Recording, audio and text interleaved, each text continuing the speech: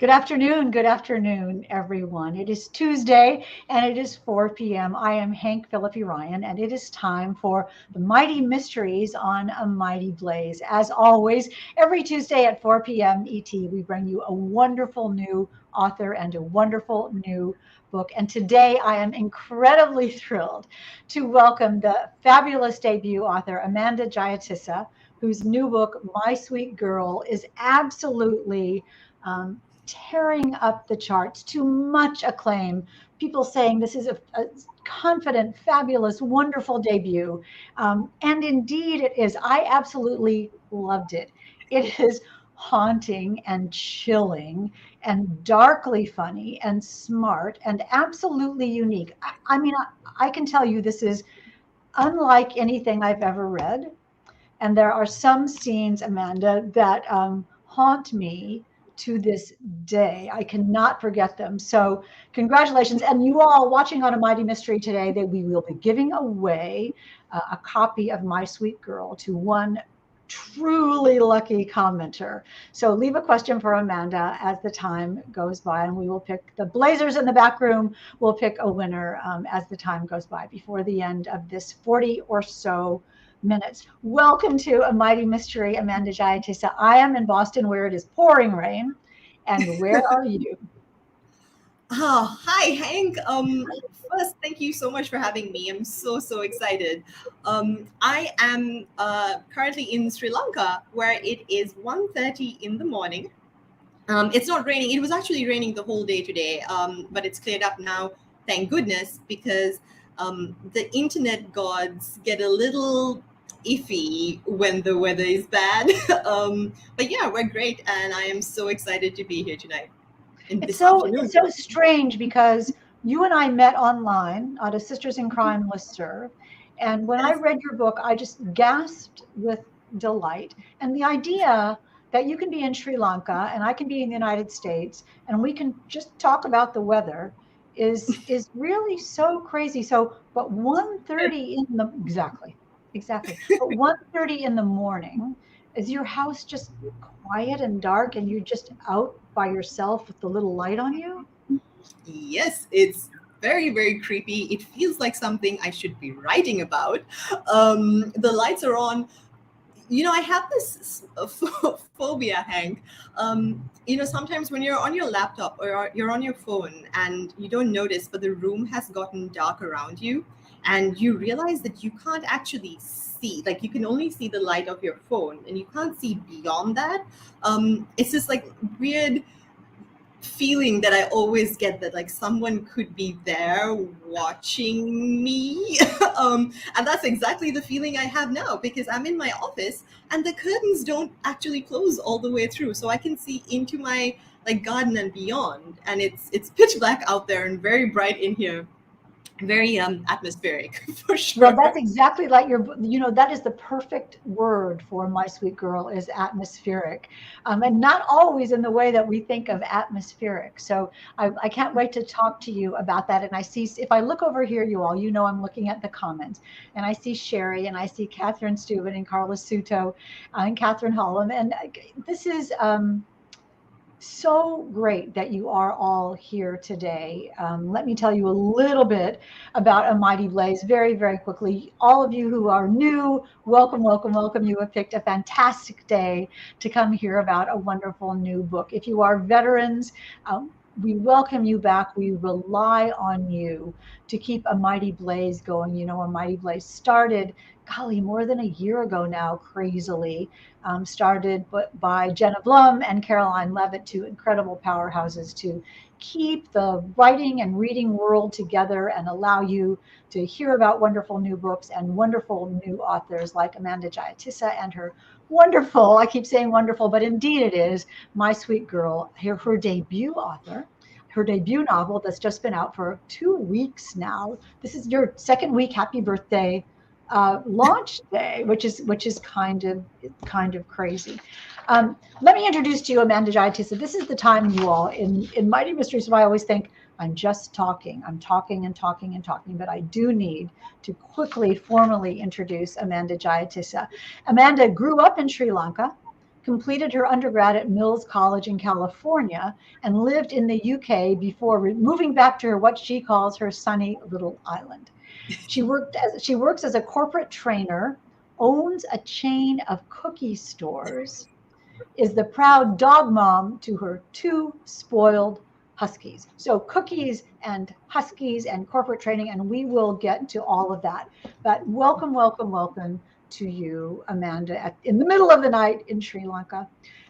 We do need to talk about your book, and everybody in the comments is saying, cannot wait to hear about this, cannot wait to hear about this.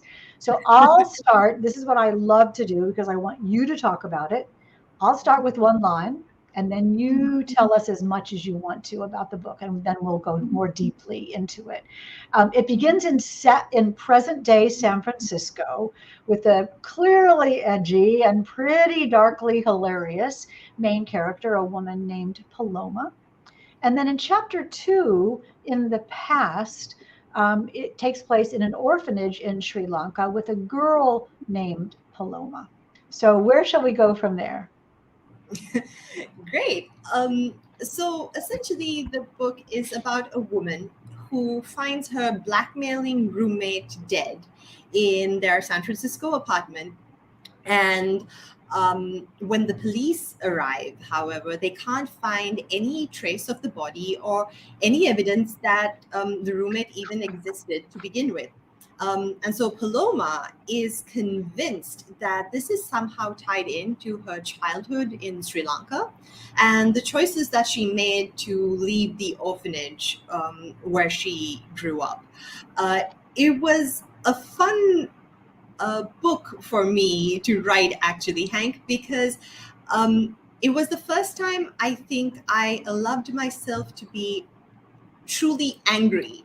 And sort of tap into this rage that I actually didn't know existed. And we don't really, I feel, see that so much with women, especially with brown women. And a lot of it centers on my own experiences of, trying to navigate typically white spaces based on my time in the Bay Area. And I had such a blast writing it. Well, the beginning scene when Paloma is talking with, I use the word talking loosely, with a bank teller, having an argument with a bank clerk. Mm-hmm. And it's so frustrated and so annoyed and so dark and so bitter. And it's so incredibly relatable because I think everybody has had those moments when it just feels like no one is listening to you and no one is helping you. And in fact, maybe making everything worse. Did that come from a real life moment that you had? I mean, the rage in it is so edgy and fabulous and funny. Yes, that's a great question because it's actually how the book kind of came to be in the first place. So when I write, I usually like to focus on the big reveal and the plot twist, and I like to have that kind of have a good sense of what I want that to be before I start working on the story and the characters themselves. So I was working on a book with this plot twist, and it wasn't working. Like something wasn't coming together. I was really frustrated and angry and upset. And of course, I got even more frustrated and angry and upset when I had, visited my bank and had a really, really unfortunate experience with the customer service agent at the bank that day. And I was so angry. Absolutely livid inside, but having to do what I think a lot of us do in those situations, which is like plastered on my adult happy face, where you smile so hard, your jaws start to hurt a little bit, and just like, grit my teeth through the whole thing. And then I did what I think a lot of writers do, which is I escaped away to my favorite coffee shop. I got the biggest cup of coffee that, I could get my hands on. And since everything's always better once you're caffeinated, I pulled out my notebook and a pen, and I just started kind of rage writing. I started writing down all these very ungracious, uncharitable thoughts about this poor teller at the bank. And then after a while, this started kind of it helped me tap into a lot of things that I was upset about, and I was writing about them. And then I realized how much fun I was having, and I thought, hey, wouldn't it be interesting to write a character who was as angry as I am feeling right now, but maybe all the time, but still had to put on this face, had to put on this mask and present herself in a certain way to the rest of the world, because that was what was acceptable. And that's sort of where this character of Paloma was born. And I thought, I'm having so much fun doing this. Let me rip out that plot twist on that old book that I was working on that just wasn't coming together, and rearrange the setting so that it made sense to the story and what I was trying to tell. And suddenly, I had that kind of aha moment, and things fell into place. So, I mean, for people that say that, sorry. No, go ahead. For people that say. For people that say, they have all these frustrating experiences at the bank, sometimes good can come of it, right? I guess. Exactly. I mean, I love the idea. Your phrase "rage writing" is going to go, be one of the ones that is quite memorable. But so what you did in that moment was, this is when you found your. Gail is saying, "I can't picture Amanda as angry," but see, that's because that's all inside. And that is something that you did not. I have to agree with you, Gail. I can't imagine that. But you found something in yourself that triggered some burst of emotion. And then you found your main character, who is clearly not you in any way, but took your edge and your anger and your snark and your sarcasm and made it be who she was all the time, not just who she was with the bank clerk, but because she's just always on edge and always making the wrong decision, and drinking too much and taking too much medication. But we still really root for her as the book starts. We really think, oh, poor thing. How did you make her be so, intriguingly relatable and sympathetic? I mean, we don't not like her. She's crazy, but we think, oh, we were rooting for her. Why is something has happened to her and we love her for that? How did you manage that? I know there's a question in there somewhere. I think Paloma was very interesting because so much of who she is stems from kind of the situations that she faced in trying to assimilate and trying to fit in, even though she felt that she wasn't perhaps completely welcome, at least not welcome in the way that she expected to be at first. And I think we can all kind of relate to that. And I think that's what ideally kind of made her sympathetic, because we have, I think most of us at some point in our lives have felt that we haven't fit in. And we tend to root for those people a little bit because they're the underdogs, right? So I think that naturally kind of came out. I tried to give her a little bit of balance. And I think one thing that I really loved exploring with Paloma was when she meets another Sri Lankan, Sam, and he sort of brings out this softness to her, which she sort of tries to fight against because she's not used to being soft. She's used to being hard. She's used to having this armor on, and she suddenly feels these walls coming down. And that was really fun for me to try to explore softness in a character that's used to being angry all the time. But you bring her, you start with her, the Paloma in childhood, in an orphanage in Sri Lanka, where she has been left and deposited and is part of a group of girls who begin their lives as outcasts, and all they want to do is get out of there and go to a better life. And she's lovely in the orphanage. How did you come up with the idea of this Dickensian beginning for her? I think it's interesting because orphanages have played such a big role in literature, right? When you think about it. And I grew up reading in Sri Lanka, you read a lot of classics, and they sort of make you read a whole lot of classics from a very young age. So these concepts of orphanages and things like that have been interesting, but they've usually been depicted from more of a sort of a Western perspective. So I did want to write sort of a more Sri Lankan version of an orphanage where I felt, and I was sensitive when writing The Orphanage, because I didn't want to portray it as this absolutely evil, terrible place that, is systematically corrupt or horrid in some way. It is generally an all right place. They did have limited resources, which is, I think true of most orphanages and homes in Sri Lanka. But what gave it that creepy vibe, or that gothic sort of element, were the stories that the girls would tell. And those stories are so reminiscent of the stories that I would tell with my friends and my cousins growing up. And I think most Sri Lankan children would tell these stories of Mohini and these ghosts. I remember in my at my school there was a tree, and we called it a Holmangaha, which means ghost tree, and no one would go anywhere near it. And so it would help build up sort of this atmosphere for this eerie place where something, you feel a little off kilter, but you perhaps don't really know why.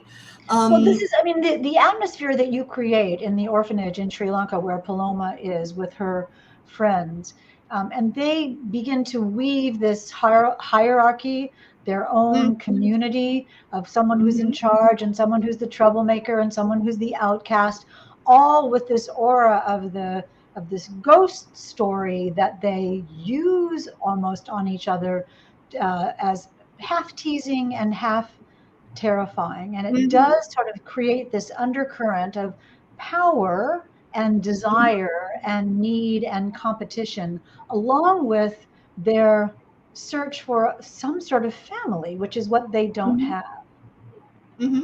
Yeah, because it's always been interesting to me, I think, the dynamics of childhood friendships. Because to write young Paloma's voice, I actually pulled out my old journals and my old diaries and things like that, just to make sure, because I mean, obviously it's been a while since I was in that my tween years, right? So I pulled out all my diaries, and when I was reading them, I realized it was so funny how almost harsh you are, and honest and critical, and these dynamics of young girls are sometimes so, like, sometimes it's just downright mean. Sometimes it's like, oh, this person said, like, so my diaries are like, this person said that, my dress wasn't nice today. I hate her so much. She's so mean to me.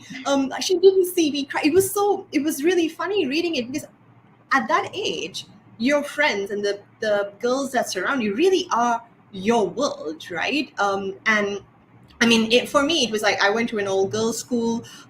It wasn't obviously an orphanage. I went home at the end of the day to my parents, but it was still these interesting dynamics that would form where, you're friends with people and you love them and they're your world, but you have these arguments, and those arguments are very hurtful. When they do hurt, they hurt very deeply. So that was an interesting element to explore. It's interesting, and Priya is saying it's great that you have your diaries of your childhood, which must be so revealing to you. But what it made me realize that what you're tapping into of the rage of Paloma as an adult, and the rage of a 14-year-old girl or a young girl, that's just this unfiltered emotion that comes out. I mean, I remember that bitterness of, I was voted most individual in my school, which is just outcast. You're the most different from all of us. You're the one we don't want to sit with at lunch. And and those are the kinds of things that really last. But in your orphanage, the fictional orphanage, this ghost of Mohini is always hovering over them. And even when Paloma grows up, that story haunts her. Tell us a little bit about that, where that came from, and that's real? That's a real story? Yeah, Mohini is probably, I would say, Sri Lanka's most famous ghost. She was I think my favorite ghost growing up. And if you think that it's weird that someone has a favorite ghost, I'm sorry. We all have But our favorite ghosts. We all have our favorite. good. I'm glad it's not just me. But yeah, we used to tell this story all the time. Usually around a candle, like whispering to each other. I've dressed up as Mohini once to scare my cousins. Well, who Um, is she? It's she, right? it's a she. She is. There are so many legends about her, and so many different variations. But essentially, she is Sri Lanka's woman in white. A lone, solitary woman. Wandering by the side of the road, and she'll flag down lone travelers, usually men, of course, but that didn't stop us from being very, very afraid of her. And she'd be carrying a baby, and she'd ask for help. She'd be like, "Oh, I'm by myself." And the stories obviously diverge. In some versions, she asks them to hold the baby. In some versions, she'll get into the car. But what always happens is that it ends really badly for whoever stops for her, right? They either you know they say they die of a sudden madness 2 weeks later, So or someone who's they predatory and Mhm. manipulative and is going to Exactly. ruin your life in some Hmm. way, which is Exactly. really the whole atmosphere of your book, that sinister foreboding that something that you have no control over is Hmm. out to get you, whether Hmm. that's your And own also, emotions. Go ahead. exactly, and also something that you don't quite understand.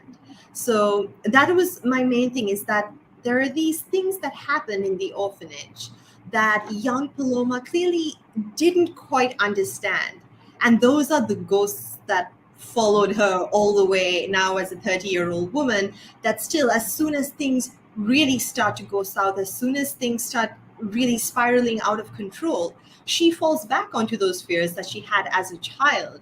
And I think that's a pretty understandable sort of response to trauma in general. We find that, I mean, I find sometimes things that happened to me when I was much younger suddenly, come slam me in the face when I'm upset at something as an adult. And it's only, I think, it was only expected that the thing that she feared most as a child would visit her again when things that she feared the most as an adult were starting to happen to her.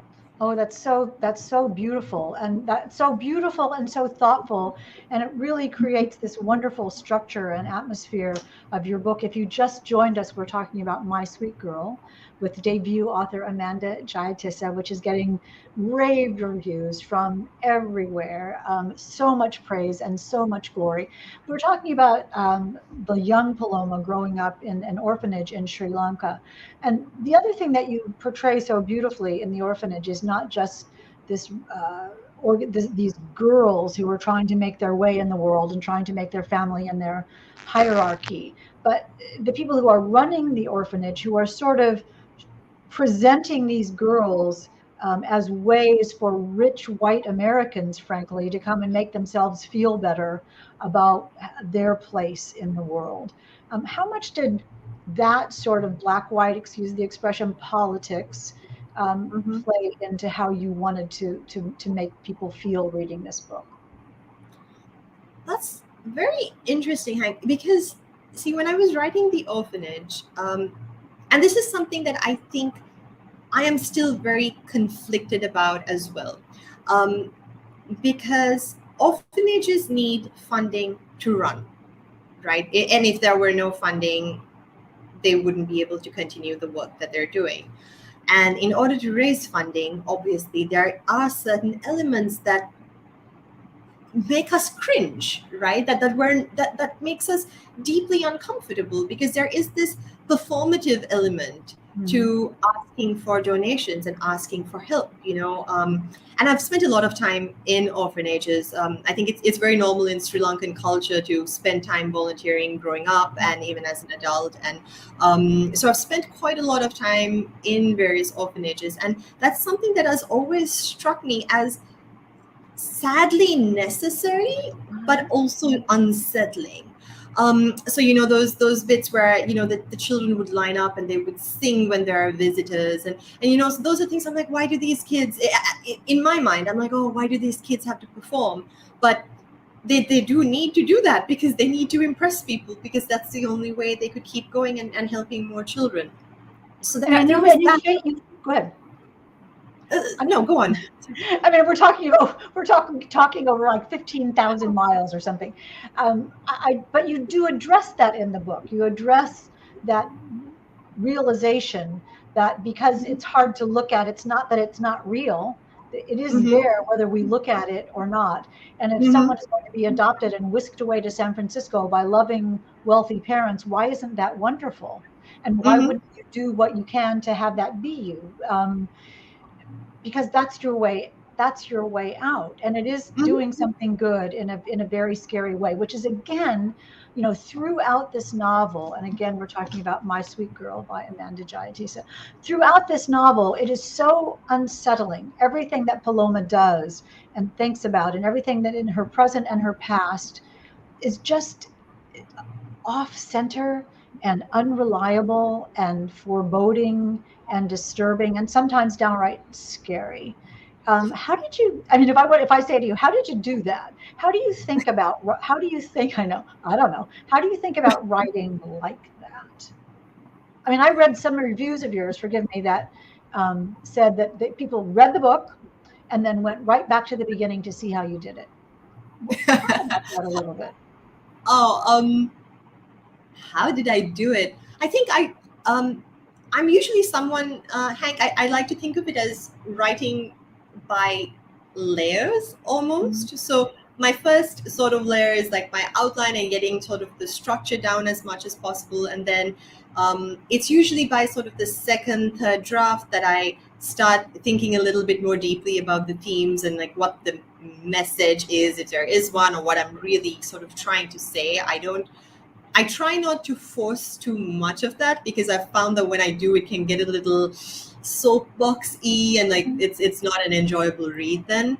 But a big part for me that's very important is what I call the breadcrumbs, which is these little sprinklings of breadcrumbs that you put throughout the books so that it makes sense at the end. So for me as a reader, that's what I love. I love it when there's some reveal or some big sort of twist, and you're like, hey, that's why that happened back there, and you're thinking about it for a couple of days. So I try my best as much as I can to include those elements when I write.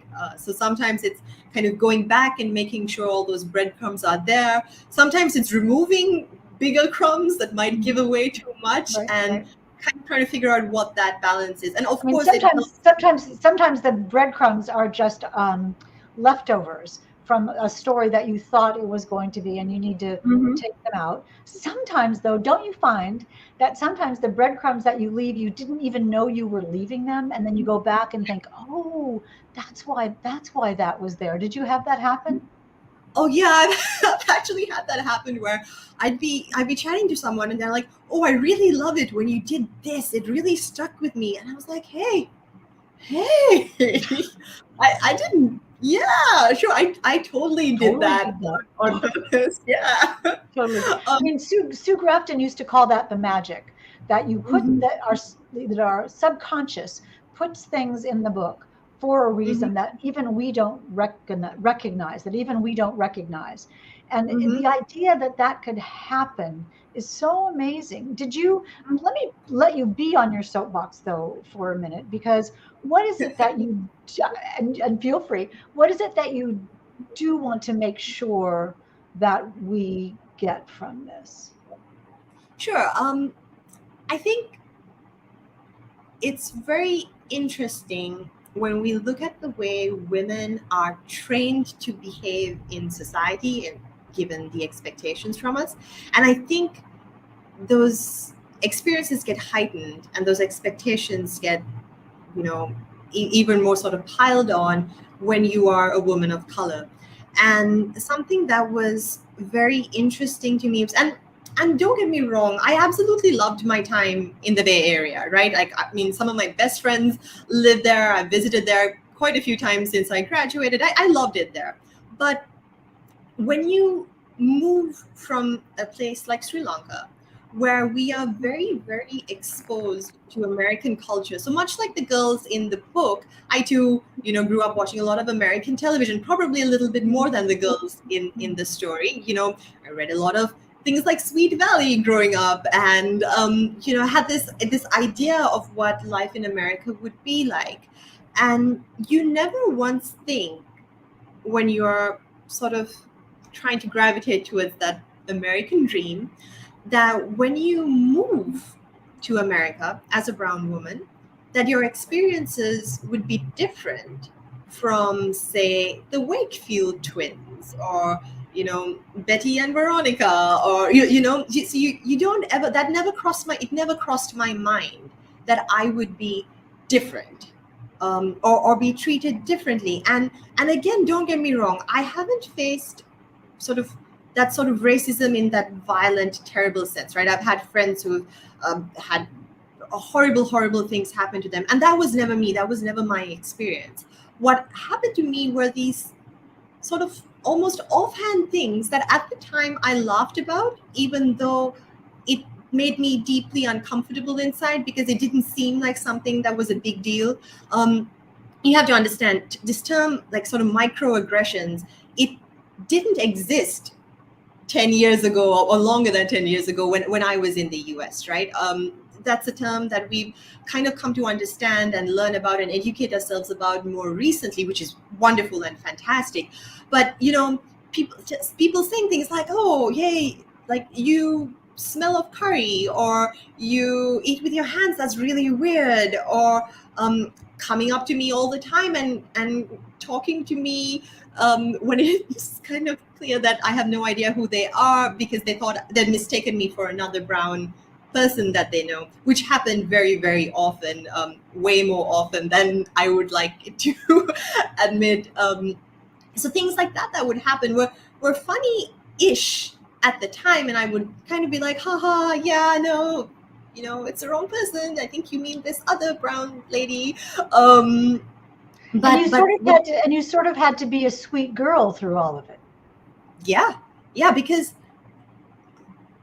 that was what was expected, right? I think writing Sweet Girl for me was very cathartic in a way, because it's the first time that I allowed myself to feel angry to write. It's the first time I had this sort of like angry experience, and it was so freeing. And I think that's why I had such a great time. And I try to explain this to people. It was so funny because there was that comment earlier that I don't seem angry, and it's true, I'm not. I had a friend who, a very early reader of the book, who messaged me right after and said, I'm buying you a piñata for your birthday. You so you can wham. You have rage inside that you need to beat something up. And I was like, no, that's not me. I'm not that angry, and I'm not. But I should have been at the time. Well, that's interesting. I don't know about should. But there's I so appreciate being given this way into that thought process of being able to see the world in a different way, which is really in a new way. And that's really one of the things that books are for, like My Sweet Girl. You think, oh, it's fiction. And yet there is this deep undercurrent of reality and deep undercurrent of experience that some of us just have never had, and some of us have had in some way. And the presenting yourself as one way, not you, but Paloma, presenting herself as one thing to a certain group of people, and another way to another certain group of people, and knowing she has to be the sweet girl in order to get to have a family in the United States, which is what she thought she always wanted, and how that turns out.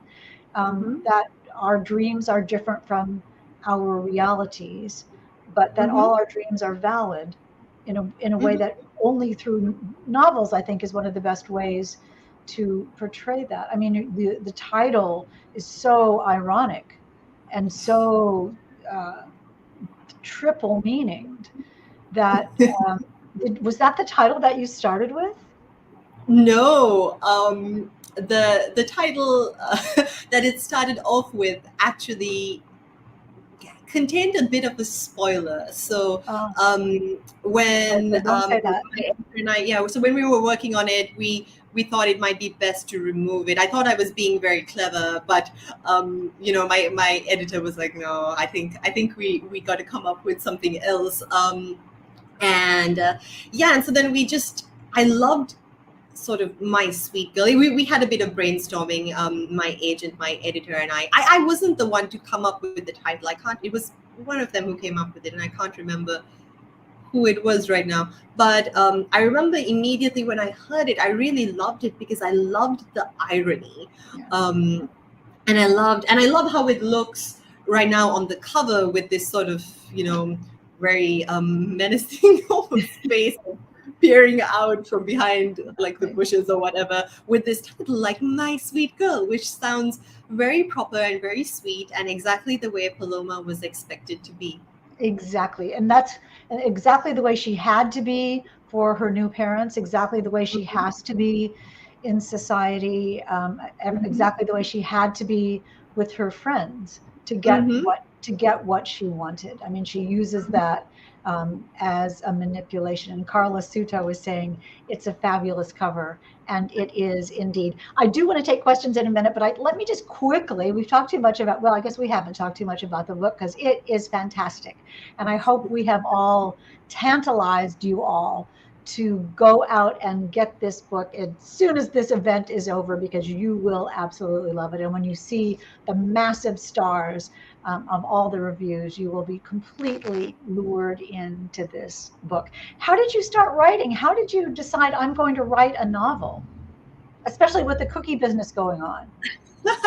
I've always written in some capacity, I reckon. I've always been an avid reader, so I think writing just seemed like the next logical step. It's Uh, not something I thought too deeply about. I started writing my first, it was a mystery novel when I was about maybe 10 years old.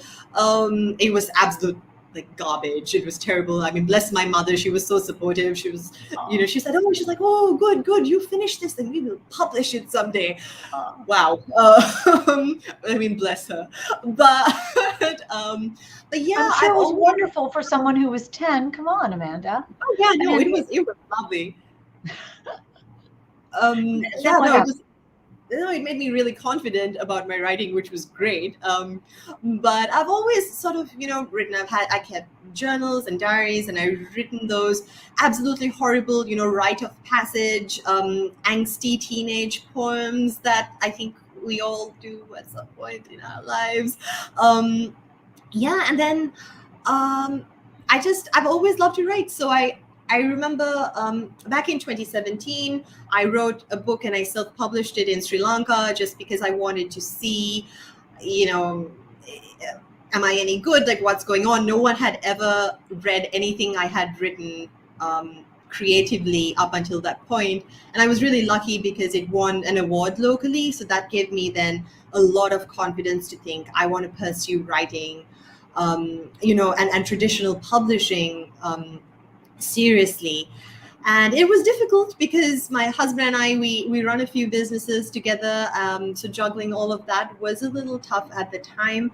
And so, yeah, sometimes I wrote in, like 20-minute windows between, waiting for meetings to start, or, waiting for like the cookie dough to get mixed up and things like that. But it's funny because I had a lot more time to work on book two with the pandemic and things really slowing down. But I feel I was so much more efficient when I was juggling 25 different things than now when I just had to sort of sit down and I have the whole day to write. Yeah, I that's know how that's that funny got. how when you're juggling a lot of things, sometimes it's easier to focus. You think now I have 20 minutes while the cookies are baking, and this is my only time, and I'm Mhm. compelled to do this. So whatever you were doing, however you did it, it turned out completely beautiful. To be completely beautiful. I'm talking too fast. And came out with this marvelous acclaimed book. And I would love to hear if any of you have any questions. Here's Priya asking, were there parts of your book which scared you when you wrote it? Oh, there had to be. Tell us about that as much as you can.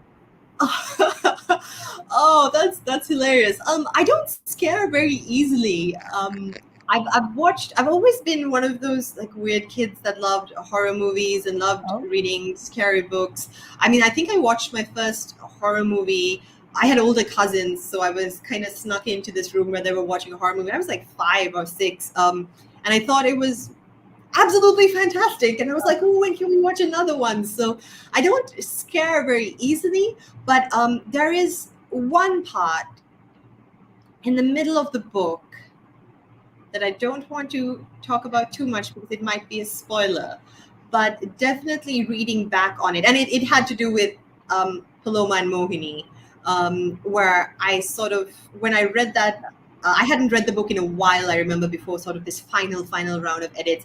And I read that and I thought, okay, got the heebie-jeebies. And that was yes, I great. did That was, too. I did too. There are chills throughout the book, and it must have been really engaging and fun and crazy and sort of self-revelatory to see those words come out of your computer and be on the page and think, I thought of that. This is a new story that I created. Amazing, amazingly chilling. And I can think of one scene too that I can picture it so perfectly, that part of me wishes I couldn't picture it that perfectly. And you know exactly what I'm talking about. Who else has a question that we can ask Amanda for? What do you hope people take from the book? Did you have that in mind when you were writing? Yeah, and I think that is sort of a question that we sort of touched on earlier. That experiential feeling of looking back on how you reacted to things and how you would Mhm. have now. Has it Yeah. changed you? Writing the book or thinking back. I mean, it was interesting to acknowledge certain parts of what made me uncomfortable, which is Mm. great. But I still, like I said, like I'm not someone that carries a whole lot of anger and resentment inside me. So it wasn't, something that was um absolutely for me like life changing in that sense, but it definitely was an important experience for me in terms of understanding how to channel things in the past and make it be sort of Uh, prevalent when I'm writing. So that was great. But what I actually really hope at the end of the day, what I hope people take away from this is really I just hope they enjoy it. I hope they come away from it thinking, oh, yeah. I didn't see that plot twist coming. I had a fun time reading it. Paloma was fun. I might not like her. I mean, you're not really supposed to like her. She's kind of a train wreck. But at least she's fun to read about. Exactly, So a fun train wreck that I couldn't have put it better. The thing though, it is one of those miss your stop on the subway kinds of books. And I stayed up way too late reading this book. And I consider myself reasonably adept at figuring out where a story is going to go. No, no idea. Nothing, nothing, nothing. So, who else has a question? One or two more questions. Can you tell us about your next book? Says Carla. Are you working on something else? I know that you don't want to really go way sure. into it. I can talk a little bit about it. We're just wrapping up edits, actually. What I hope is probably one of the last rounds of edits on the next book. It is. It was super fun for me to write. This time it takes place completely in Sri Lanka, but a very different type of Sri Lanka to the one we see in My Sweet Girl, because it takes place in Colombo 7, which is very much high society. Uh, Colombo, and it centers around a big Sri Lankan wedding. So I kind of think it's a little bit like Crazy Rich Asians meets Knives Out, if that makes sense. and you know what? I'm imagining that now. I am imagining that now. Backstage Blazers, do we have one more question or shall we go on to my last question? What are you reading now? Oh, the world's hardest question, isn't it? The world's Oh, hardest question. Do you have time to read? You've been in your crazy launch 2 weeks it and I've seen you everywhere. yeah, I haven't been able to read as much as I like the last 2 weeks for sure, but I did just finish Good Rich People by my friend Eliza Jane Brazier, and she has written this wonderful, wonderful book. It's not out yet, so I was very lucky that I got an advance reader copy. Um, it has a lot of dark humor while dealing with sort of class issues. So there's a lot of really interesting social commentary there, but again, said with this really ironic, very sarcastic, dark sort of voice. And I absolutely loved it to bits. I know it's available to request on NetGalley, and it's coming out, I think, early next year. And tell us the title of it again. Good Rich People. Good Rich People. And I love how you talked about about culture and dark humor and sinister double meaning. And Vicky is saying, "Reading Her Perfect Life." Thank you, Oh, Vicky. that That's was a really good one too. um, I loved it. I loved it so much. That was yeah, that was amazing, Hank. Thank you for blessing us with this amazing book. I love it. I've already told you. thank you. Well, we shared a pub day, and that was really wonderful. I can't think of a better sister to share a pub day with. This is gorgeous. It's hilarious. It's dark. It's ironic. It's absolutely irresistible. You all do not miss My Sweet Girl by the amazing Amanda Jayatissa, and we cannot wait to read your new book. But if you haven't read this one yet, if you haven't read this one yet, please do. And today's winner is Priya Gill. Hooray! Priya, this is great. You will adore this book. And you all, the rest of you, run right out and get this book right now. Let me quickly, before we close, tell you that next Tuesday at 4 p.m. ET, right here on Mighty Mysteries, we will have Lisa Unger, Last Girl Ghosted, which is absolutely, it's about social media. It's about dating online. You can see my bookmarks. I was trying to hide them, but I might not. My bookmarks throughout. It is irresistible, different from yours, Amanda, but for the same audience with a twisty, dark, surprising structure and a wonderful voice, just I like loved yours. it. Amanda, congratulations. Congratulations Oh, on everything. oh, And thank thank you for you. staying up with us. Oh, no, this was my pleasure. Thank you so much for having me. This was so much fun. Great. Thank you, and thank all of you. I'm looking at the comments now. Thank all of you for coming today to join us on Mighty Mysteries. As always, I have loved seeing you and loved talking about these wonderful books. So you let us know who you'd like to hear on Mighty Mysteries. We'd love to interview the people that you'd love to hear from. But until next Tuesday, please keep reading, please keep in touch, and we will see you next Tuesday. Take care.